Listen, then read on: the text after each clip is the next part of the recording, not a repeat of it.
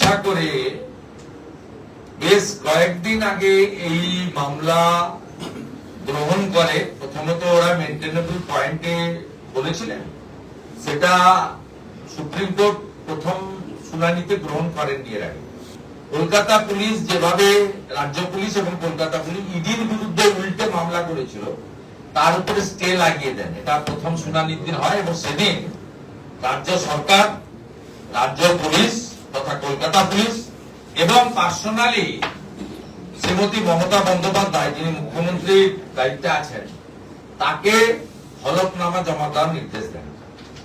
এরা সুকৌশলে হলফনামাটা গতকাল লেট ইভিনিং, কার্যত রাত্রিবেলা দেয় এবং হলফনামাটা পড়ার পরে ভারত সরকার এবং ইডির পক্ষ থেকে পাল্টা রিপ্লাই দেওয়া আইনগত প্রথার মধ্যে পড়ে।